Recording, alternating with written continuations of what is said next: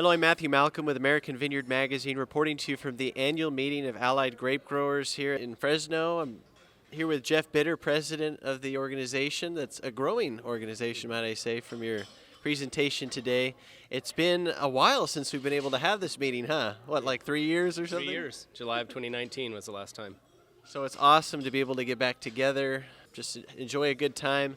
You gave an overview of the industry and the wine market, but I also wanted to see where is the crop at this year. We've had some issues with freeze damage. Fortunately, the supply and demand situation is looking pretty good at this point for today's conversation. But as far as the crop goes and what our expectation is moving into harvest, what can we expect? Well, from what we see today, the crop looks nice.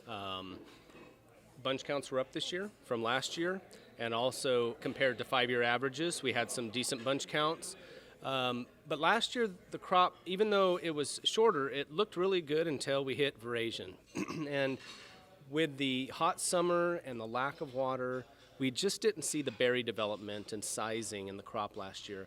And so it's a little bit too early because we're not at veraison yet at the time of this meeting, the time we're talking, to make that estimation. How are we going to get through veraison? How is that crop going to size up? So our estimate is it looks good. It looks solid. We'll see if we can carry through. But like you said, we had a frost event that did wipe out some grapes in certain regions of the state, some 100% loss in some vineyards. That's going to reduce the crop a little bit, at least by 100,000 tons, we think. So to achieve over 4 million might be a challenge in terms of 4 million tons crushed. But we'll see. We'll see how this crop ends up sizing up through veraison and through the summertime. And it's been at least a few years, right, since we've been able to actually even pull a 4 million ton crop. I mean, we way back when we thought that was going to be the new norm, but we've had some fluctuations in acreage and some real challenges in the wine market. But things are smoothing out, would you say?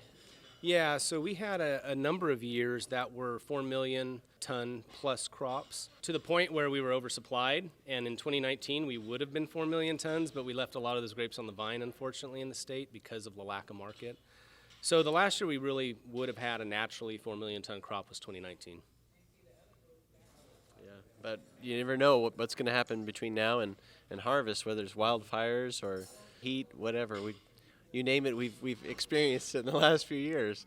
Yeah, we're definitely praying against wildfires this year because that's one thing that can drastically cut into the crop size is when you have those fires, that smoke exposure really can reduce the size of your crush. Great. Any other thoughts kind of as growers move into harvest you'd like to emphasize? Well, I think that, one of the main things we're seeing in the market today is that most wine grape growers have multi-year contracts.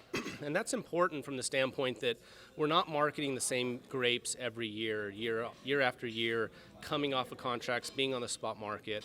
And there's a lot of security with those multi-year contracts. So what we've seen this year is actually wineries aggressively renewing contracts prior to the actual agreement being up for the year. And that's bringing stability to the marketplace. So I feel really good about the stability of the market. But longer term, we really need to focus on how do we increase consumption with the wine consumer and grow our market back because it has been flat from a consumption standpoint for probably 5 years. So that's a longer term issue. We're not going to oversupply ourselves from a supply side because we're not overplanting, but it's concerning that we're not growing the market for our product. Yeah, I know some people will say if you're not moving forward, you're falling behind, right? So we can't be stagnant. We can't be still. Yeah. Right. Well, thank you so much for taking the time, Jeff. Great to get back together. Read more about these things in American Vineyard Magazine, and best of luck with harvest this year. I'm Matthew Malcolm, CaliforniaAgNet.com.